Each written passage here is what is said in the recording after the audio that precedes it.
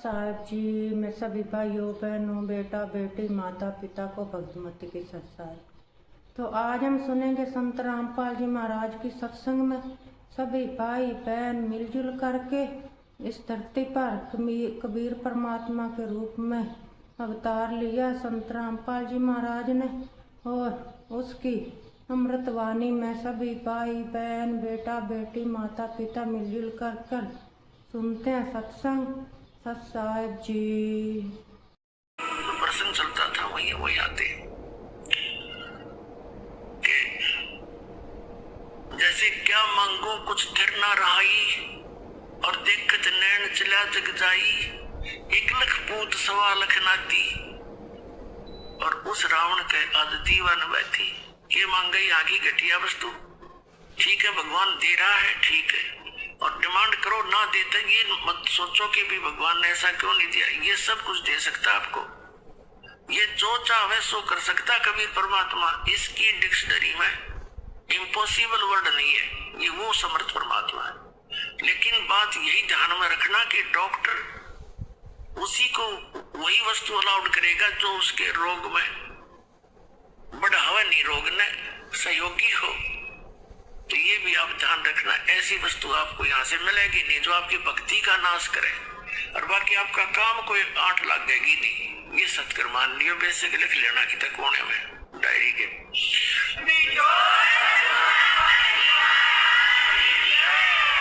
तो क्या बताते हैं कि दुविधा चतुराई, दुविधा दुर्मति चतुराई में जन्म गया नर तोरा रे, और अब भी आन मिलो सत्संग में, और करो गुरु ज्ञान पे गौरा रे, यानी गौर करो इसमें, गड़े ध्यान से विचार करो जो गुरु जी ज्ञान बताते हैं।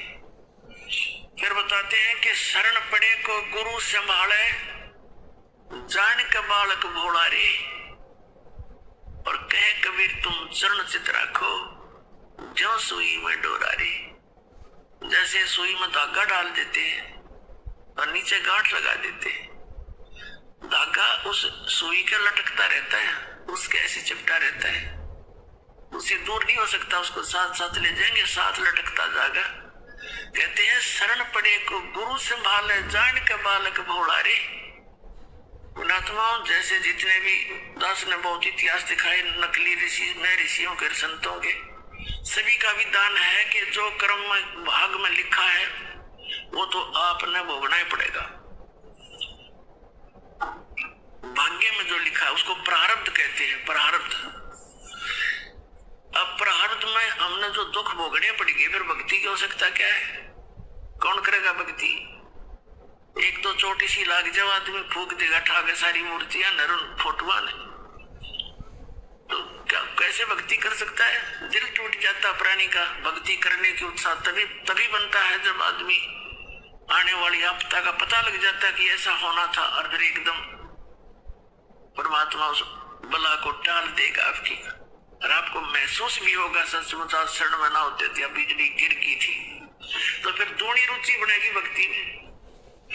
तो क्या बताते हैं कि जब तक आप गुरु की शरण में नहीं आते तो तब तक आप बालक थे, भोले बालक थे, और छोटा बच्चा अबोध बड़े में जैसे पालने में लेटा है बच्चा, बेटा या बेटी, और टट्टी पेशाब कर दिया कपड़ों में ही, और हाथ पैर मार के सारे कपड़े भी खराब, पैर पूर भी लथेड़ लिया लपट के टट्टी में, और फिर रोने लगता है, तो माता समझ जाती है कि इसने कोई भूख लगी होगी। वो जाती है तो उसको संभालने के लिए, तो क्या देखती है? सारे कपड़े भी खराब कर रखे, टट्टी भी कर रखी, पेशाब भी कर रखे, तो उसने बालक बुरा नहीं लगता, उसको पता है, इसने पता को नहीं, ज्ञान है मां ने कि इसको पता नहीं बालक से, उसको ऊपर कोई दोष नहीं, कोई क्रोध नहीं करती, उन्हें उठावेगी, धोएगी, मान जाएगी खूब अच्छी तरह, कपड़े धोकर सुखावेगी, नए परावेगी, और छाती गलावेगी, फिर लाड करेगी, दूध पिलावेगी। तो आज जब तक इस शरण में नहीं आते परमात्मा कबीर जी की में, आप ऐसे बच्चे हो और अनजानपने में ना जाने कितनी गलती करके आप कत्ती छट गए, उसमें लथड़े पड़े हो। लेकिन कहते हैं शरण पड़े को गुरु संभाले और जान का बालक भोला रे। कहे कबीर तुम चरण चित रखो जो सुई में डोरा रे। आपका इतना काम है।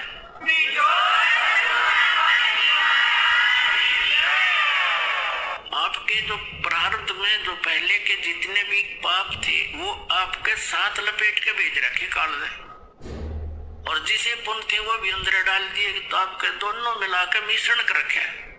तो अब परमात्मा आपके उन पापों को धोएगा सारा ने, और फिर आपको सोच कर लेगा, और सोच करके फिर सीने का लगाओगा और सतलोक में ले जाकर दूध पियाओगा, यानी वह सदा सुखी कर देगा आपको।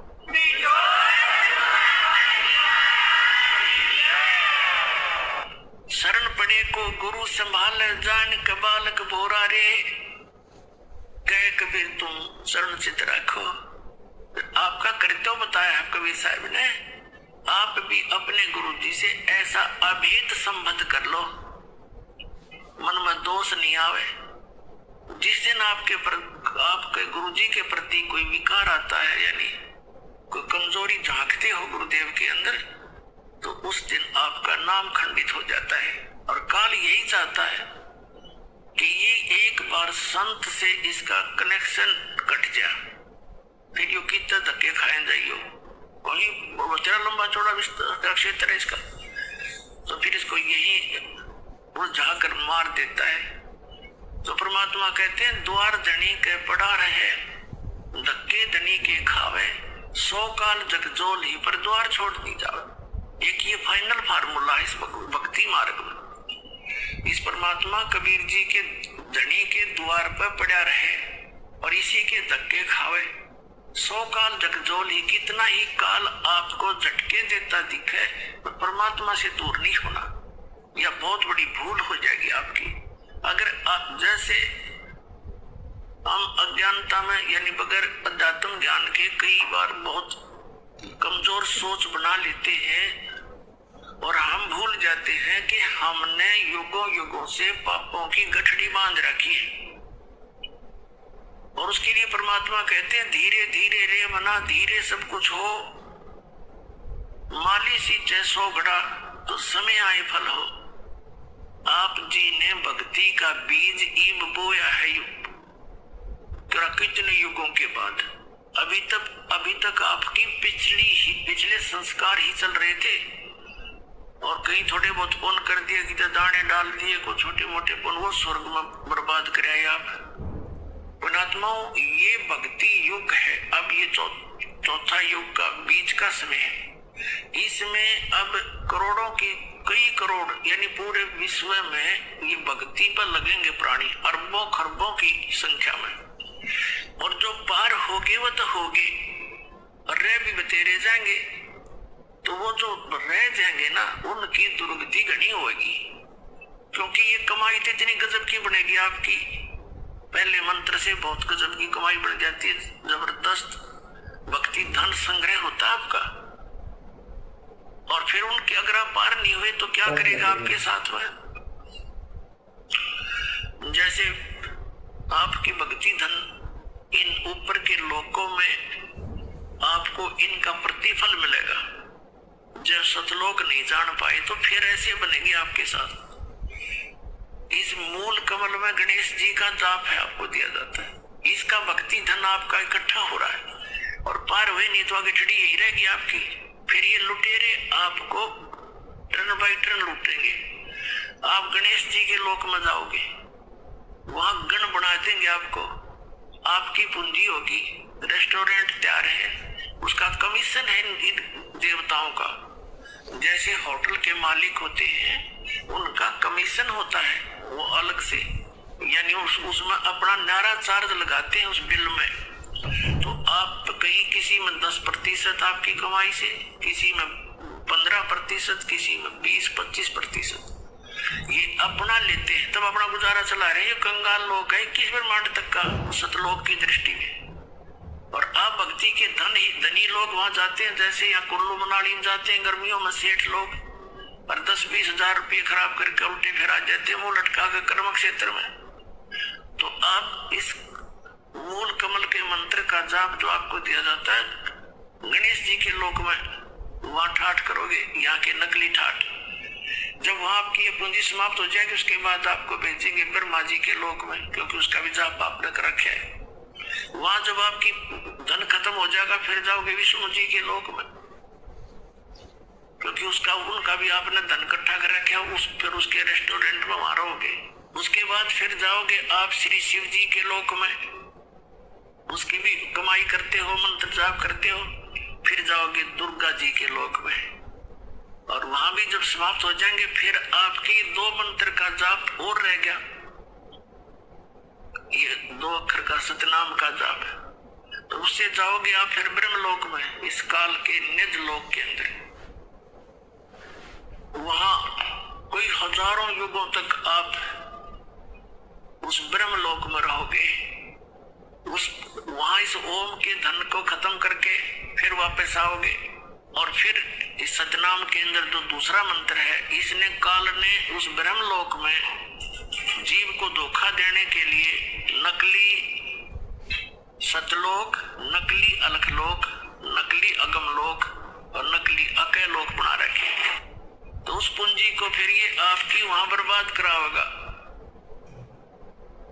फिर रह गया आपका जिसको सार नाम प्राप्त हो गया है और वो पार नहीं हुआ। जरूरी नहीं कि सार नाम मिलते ही पार हो जाओगे, ये तो परमात्मा ने कहा है, राम नाम रटते रहो, राम नाम रटते रहो, जब तक घट में प्राणे, भाई कभू तो दीन दयाल के भनक पड़ेगी कान।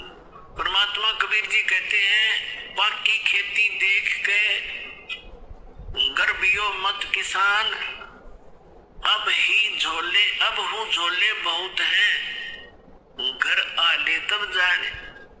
कहते हैं या बाकी खेती देख कर खेत में अभिमान ना करना किसान, अभी तक बहुत झाड़ या आंधी वर्षा ओढ़े आंधी तूफान से ना जाने की बिजली पड़ जा, तेरे घर आले जब मानिए तेरे धन तेरे घर आ गया। इसलिए बताते हैं कि ये ना समझना सार नाम मिल गया तुम पारे होगी।